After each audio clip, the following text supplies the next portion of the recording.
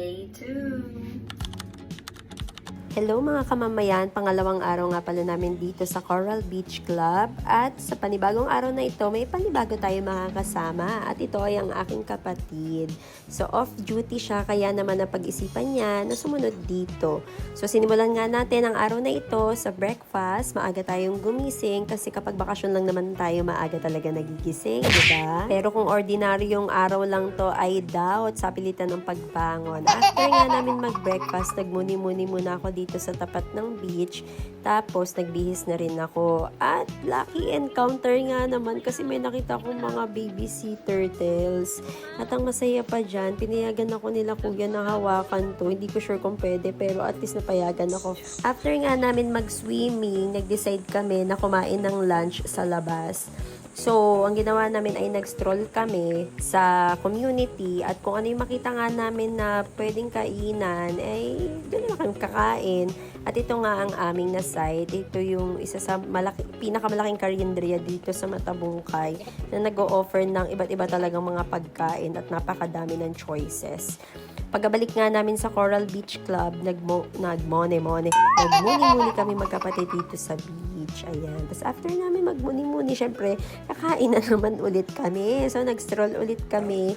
Nakarating na kami dito sa highway para lang makahanap ng lomi. Kasi ngayong kapatid ko, nainggit siya sa kinain namin nung another night.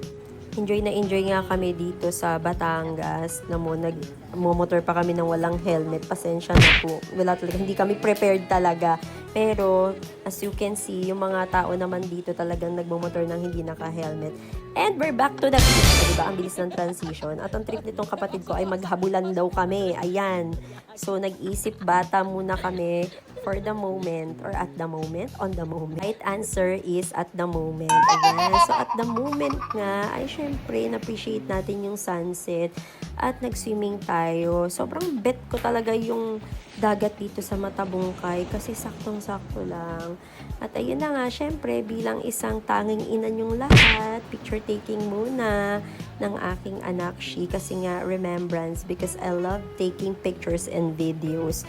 At pagpauwi nga namin, naghabulan na naman. Hindi ko alam kung anong trip nito kapatid ko. Bakit siya laging nag-aiya makipag-racing. After namin sa dagat, sinulit naman namin yung pool and syempre itong jacuzzi. Kasi last night na namin dito sa Coral Beach Club, kailangan masulit na natin yung mga binayad natin. At super init nitong jacuzzi na to guys. In fairness talaga, mawawala lahat ng lamig mo sa katawan. First time ko maka-encounter ng ganito kainit na jacuzzi na always open. Basta may